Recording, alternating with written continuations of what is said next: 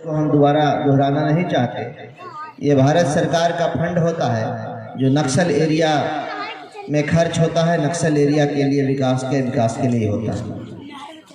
तो कहा नहीं इनका कि यहाँ से चल पाते है कि आप लोगों ने जो भी प्रस्ताव मुझे दिया है, दुगुल रोड के विषय में कहना चाहता हूँ कि जब मैं यहाँ आ रहा था तो रास्ते से ही हमने दाऊद नगर के आरईओ के एग्जीक्यूटिव इंजीनियर को फ़ोन लगाया और मैंने उनको ये कहा कि चूँकि रफ़ीगंज प्रखंड दाऊद नगर डिवीज़न में है आरईओ के, इसलिए आप लोगों ने इसको उपेक्षित करके रखा है।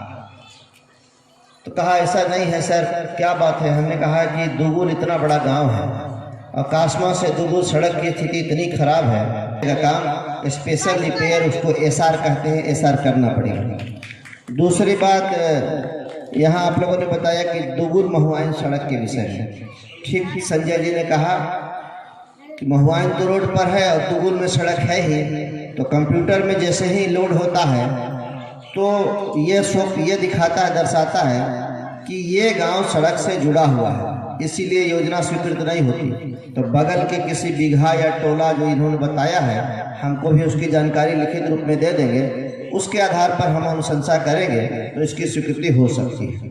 दुगुल उच्च विद्यालय की बात है, उसमें जहाँ भी अड़चन है, चाहे वो अंचल अधिकारी के स्तर पर हो या जिलाधिकारी के स्तर पर हो, उसका थोड़ा विस्तार और हमको बता दीजिएगा, अड़चन दूर हो जाएगा और आपका उच्च विद्यालय विधिवत रूप से काम करने लगेगा।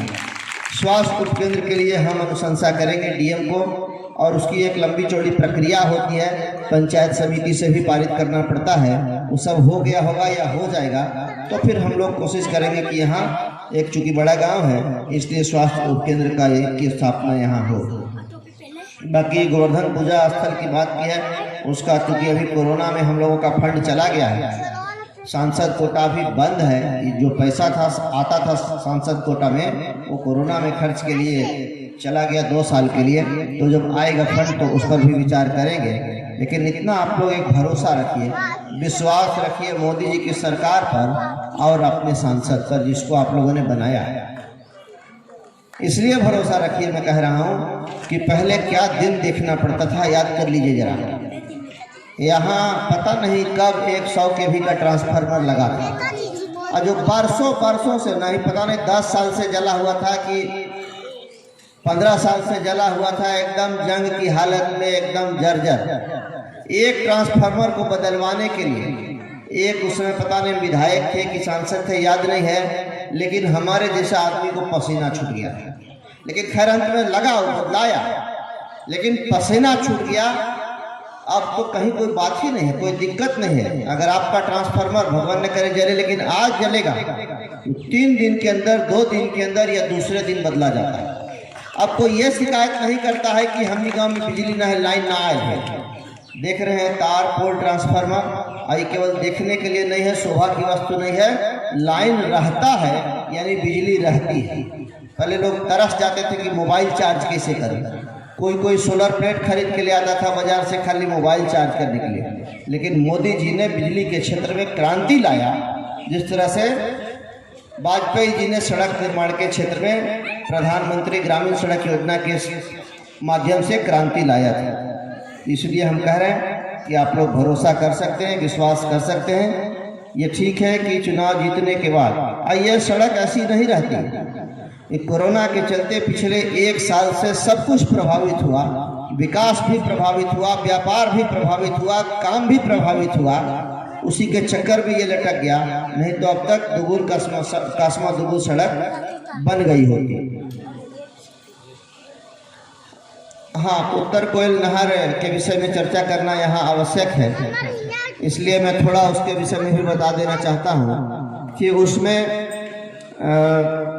जो भी बाधा थी, क्योंकि झारखंड में सरकार बदल गई, झारखंड मुक्ति मोर्चा की सरकार बन गई बीजेपी की जगह पर, तो थोड़ा काम में विलंब हुआ और हम लोगों को परेशानी भी हुई थी। लेकिन हम लोगों ने उसको, अब लड़के तो कर नहीं सकते थे इसलिए कि वहाँ सरकार हमारी नहीं है।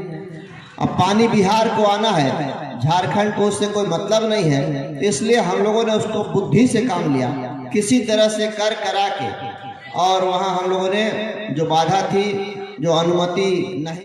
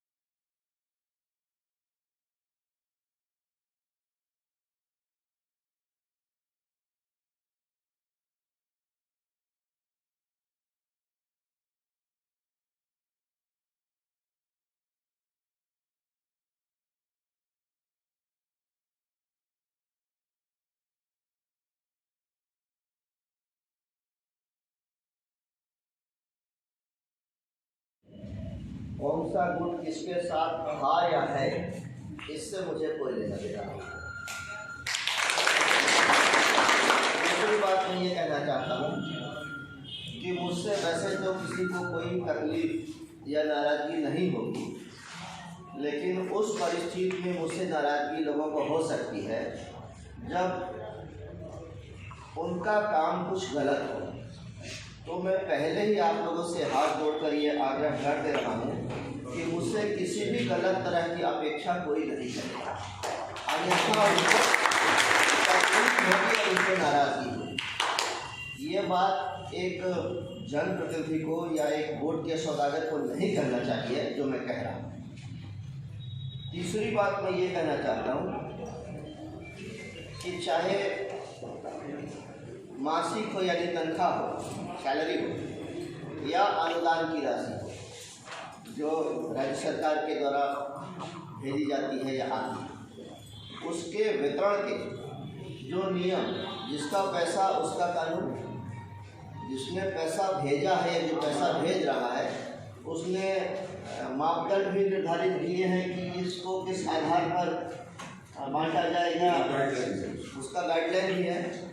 तो उस गाइडलाइन के तहत जो शिक्षक या गैर शिक्षक कर्मी आएंगे उनको अनुदान मिलने में एक सदस्य के रूप में हमारी जो राय होगी, हमारा जो मीटिंग में मैं जो कहूँगा उसमें कहीं कोई दिक्कत नहीं आएगी। लेकिन यदि आप मेरे बहुत प्रिय हो लेकिन आप उस गाइडलाइन को, उस क्राइटेरिया को फुलफिल नहीं करते होंगे, तो वहाँ समिति के एक सदस्य के रूप में वैसे सेक्रेटरी साहब को सर्वाधिकार है, चाहे जिसको चाहे दे दें, उसमें हम लोग क्या कर सकते हैं।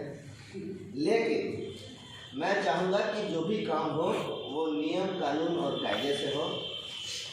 और तीसरी बात ये है, सैलरी के पेमेंट के विषय में मैं कहना चाहूँगा, या अनुदान के विषय में भी ये बात लागू होगी कि जिनकी नियुक्ति विधिवत होगी, नियुक्ति की जो विधि है, नियुक्ति का जो तरीका है, उसके अनुसार जिनकी नियुक्ति होगी और जो लगातार यहाँ शिक्षण का कार्य कर रहे होंगे, जिनकी उपस्थिति लगातार होगी, जो क्लास लेते होंगे, कॉलेज में आते होंगे, उनके साथ कोई भी अन्याय नहीं होने दिया। उसमें दिक्कत आ सकती है जिनका एनरोलमेंट तो यहाँ है बट आते नहीं होंगे या होली दशहरा आते होंगे, लेकिन जो आते होंगे, पढ़ाई का काम करते होंगे, उनको कोई दिक्कत नहीं होगा। ये मैं आप लोगों से कहना चाहता हूँ। एक बात और आप लोगों से कहना चाहूँगा, कॉलेज के विषय में बात केवल इतना ही नहीं है कि अनुदान मिल जाए या सैलरी मिल जाए, बात इतने तक ही सीमित नहीं है। पहले तो ये कॉलेज बचे, जब हांडी बचेगी तो दही जमेगा। आप लोगों को सब कुछ मालूम होगा कि कॉलेज किस परिस्थिति में है। कॉलेज को पहला काम तो इस समिति का ये होगा, कॉलेज को बचाना। कॉलेज किस रूप में खतरे में है, कॉलेज का एफिलिएशन अभी है कि नहीं है, सब कुछ आप लोगों को मालूम होगा। मैं उसमें डिटेल में जाना नहीं चाहता। पहला काम हम लोगों का होगा, उसमें आप लोगों का भी सहयोग अपेक्षित है। आप लोगों का सहयोग अपेक्षित है इसलिए कि आप इस कॉलेज के कर्मी हैं, तो कॉलेज बचेगा तो आप लोग भी बचेंगे। आप लोगों की जो सेवा है वो सुरक्षित तब रहेगी जब ये कॉलेज बचेगा।